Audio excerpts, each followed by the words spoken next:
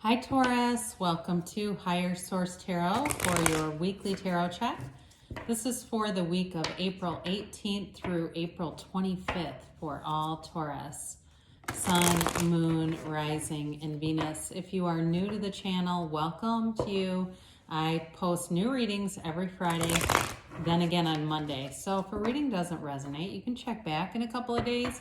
You could check a different part of your chart. You could even look around on Mondays because the readings are a different format every Monday. So there's a variety of styles and formats to choose from there. Had a card fall out, so let me just take that out. We'll put this over here as a clarifier. Happy birthday to anyone who is celebrating here soon. We're headed into a powerful season, aren't we? It's exciting. And thanks to everybody who's been supporting the channel by subscribing, hitting that like button, and just watching readings. I appreciate it all. And if you haven't subscribed yet, love to invite you to join us and become a subscriber. Then you'll know when anything new is posted. All right, let's begin and get the messages for Taurus. Sun, Moon, Rising, and Venus. What does Taurus need to know, please? What advice do you have for Taurus, please? All right, here we go. Changed my location briefly. I haven't read in this area for a while, but I'm expecting a package and I can't hear it in my normal reading room. So I thought, let's come back up here. It's kind of fun, actually. All right, you begin here with the Seven of Swords, the Fool, the Two of Pentacles, and the Wheel of Fortune. You've got the Five of Cups, the Queen of Cups, the Two of Wands, and the Queen of Pentacles. Well, I feel like with this too, you've got the Five of Swords here. You've got two fives, so you definitely have a change here.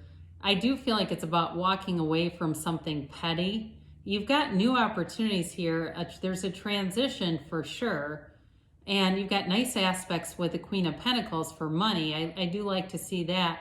But I feel like there's some kind of a lower level conflict here with that damn Seven of Swords.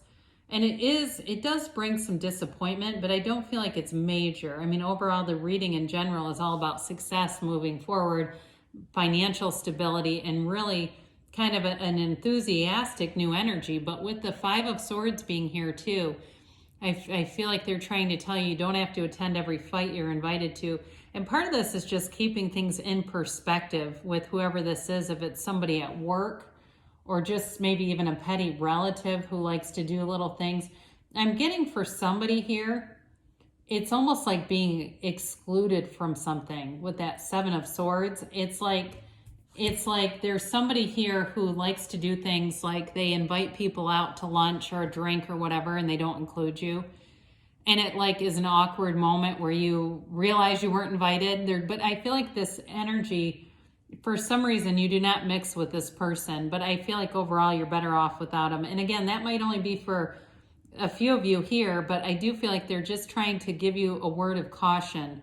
Don't let yourself get sucked down the rabbit hole with this. Be easy around whoever this is, okay? I mean, you don't like to be pushed, right? And I mean, I love Taurus. I love your energy. I work with a few people who have a Taurus sun, and I love working with them. They're very loyal and stable people to work with. But I feel like with this, sometimes it's like Taurus will come at you like the bull that they are if you're not careful. So be careful around this, that you don't waste your time with this, okay? Sorry, that was kind of a circuitous way around that.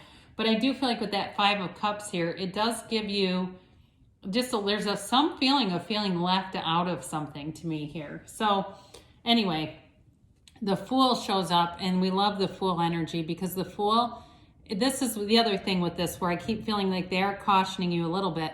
The Fool doesn't see pitfalls, okay? The little dog is standing here to warn the Fool, to say, hey, look out.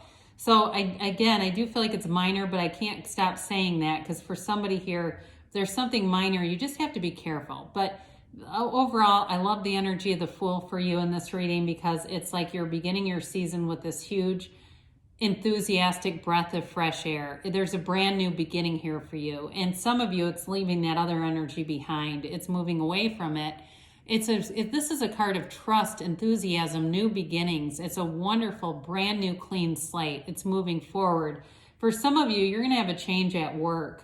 but it's very positive. I mean, when you start to look at this, it moves you forward in a way where you're not only financially stable, but you've got a freedom. It's like you can use your, I get the word autonomy. I wasn't going to say that, but I do. I get like if you've had somebody who's been micromanaging you at work, I do feel like you're going to have a change where you're going to have more autonomy to be able to do things how you would like to do them. And it's going to free you up from a lot of conflict. If there's been some lower level, it's just stress. That's probably a better way to say it, where it's just stressful having to always negotiate with somebody else. Now, for some of you in a relationship, because you do have love here, things are moving forward and there's honesty here. There's integrity here. There's trust, like I said before, and you're ready to take that leap of faith right into something. It's beautiful.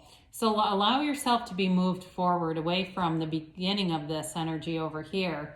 The Two of Pentacles, you're going to be busy. I feel like, again, this has to do with work and finance.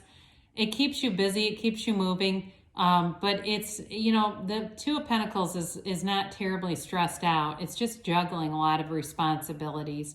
So with this, you do have nice opportunities with money. It's interesting that you have the Two of Pentacles positioned right above the Two of Wands, because both of these are cards about building up more in your life. So you're definitely building yourself forward. So if you feel like, God, I can't catch a damn break at work, I'm so busy, I can barely keep up with this, or you're taking on some side things like, you know, you're getting yourself involved, maybe a part-time thing with Amazon or Shipt or one of those kinds of things, or even doing something online, it's like it's worth it though, because it's going to bring in money in the long run. And you're going to enjoy the extra money that brings too, by the way. So the Wheel of Fortune, Aries had this too. It's a great card because it's about feels like luck, but it's really alignment. And in terms of money, it's even winning money. You know, you go off, and I'm not encouraging gambling, but I see scratch off lottery tickets. And, you know, you do it for fun, right? You're not putting your mortgage in. You're just doing it for fun. I feel like somebody's going to hit a little bit of money, though, and it's going to be exciting. You know, it's that high vibrational stuff with this card. It's a card that's very rich in symbolism. So it's the Hermanubis, the gods Hermes and Anubis are represented by that orange jackal. That's called Hermanubis. And of course, the serpent on the other side, the wave, is all about that high vibrational stuff. And then around the wheel, it spells tarot. But if you start a new word with each letter, it actually spells out the name of God in Hebrew. So they're trying to tell you you're being divinely guided, but not only guided, but blessed. All right. So some of you are going to get some nice, I feel like they say you're going to be robustly celebrated for your birthday. And so allow it to be so.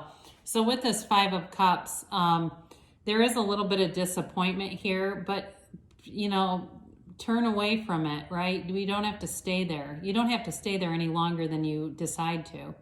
The Five of Cups is, you know, being a little bit too focused on things that are not, you know, not what you wanted them to be, but it doesn't have to own you. It's a change, all right? So with this, if you've had something that was just a little chink in the armor, just let it be that. You're here in this Earth School, and you're studying this curriculum that's life as you ascend into who you really are, and that's this full, deep soul. And the soul doesn't get disappointed like this. The soul is unconditional in its experience. So the more that you can meditate and really release some of the ego attachments in this earthly plane, the easier life will be, right? But I understand, I mean, it's like we look at money because money brings freedom. It makes us feel free. And it's just one of those paradigms that we have to really be focused on that soul level. But with this Queen of Cups, you definitely have love around you. I mentioned before being robustly celebrated. I feel like you've got this beautiful energy field. So whatever that petty nonsense was over there may be somebody who comes in and acknowledges it. I feel like you're saying, I feel so validated. Like there's somebody around you that kind of sees it too, and they step in and say, they kind of want to soothe things over, right? There's some loving energy here. Now, in terms of a relationship too, with the Fool and the Queen of Cups, you have a beautiful opportunity to begin a new relationship. Or if you're in something already, I feel like it gets rekindled. You get back to where you started, you know, that feeling of really being deeply in love, where it seems like none of the problems matter. You just don't care because you're so in love. You're in this high vibrational place. So if it's not a new love for you, I just feel like somebody's really deeply in love. It gets a reconnection. So it may be time to take a little getaway, get away from it all, reconnect with one another for those of you that have a partner, because there's definitely love here. So the Two of Wands here is a card of moving forward in success, but you're also taking a look at the landscape. You're taking an inventory of your life and figuring out where you want to go next. Again, I mentioned before, work is a part of this. And you may get more autonomy, but it may lead you in another direction too. You get rid of some of those kind of underlying stressors, and your mind opens up, and it opens up to possibilities. Maybe there's more education you could get that takes you in a different direction. I feel like you do have money coming in, but I also feel like you've got those, when you're in alignment, you get the good ideas, right? And all of a sudden you say, you know, I think I'm going to look at that graduate program, or I'm going to look at this other certification. And the next thing you know, things are expanding, because this is a card of expansion. So the Queen of Pentacles, I mentioned, I love to see this for you, you and your own energy. The Queen of Pentacles is, she's humble, but she's kind of perfectionistic. So I do feel like people around you see that, and that may be why there's going to be a change for you in work. Like, you are trustworthy. You don't need somebody looking over your shoulder. And some of you, you work better not maybe fully in a group, okay? I just feel like there's sort of this movement or shift. And maybe it's a promotion for somebody too, where you're more in a supervisory thing.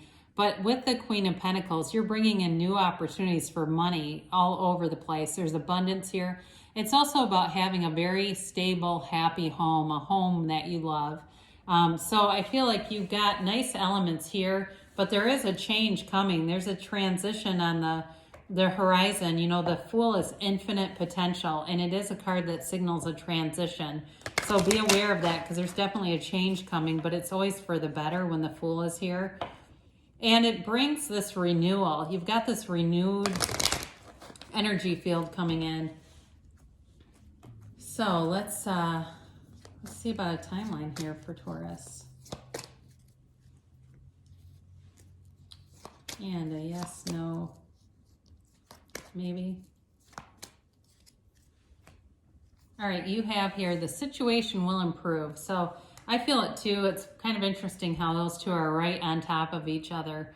But it really is about letting go. Ask your angels. So before you go to bed, before you watch tarot, ask, what do I need to see? What do I need to know? They'll show you. Get more information. The best source are your angels. It's your guides that will give you the best information. They say in the near future, you've got choose a new direction. So sometimes when we get the choose a new direction, it's because there's too much specificity on the how is this going to happen. The how is the universe's business. That's why it can be so funny the way things work out. Let the universe figure out the how. You just know what you want and even why you want it. And you feel like it's here and it'll happen. It doesn't always happen in the route that you would pick, but it'll happen. I've seen it many times. So good things are coming for you, Taurus. I love you, and I'll be back again soon.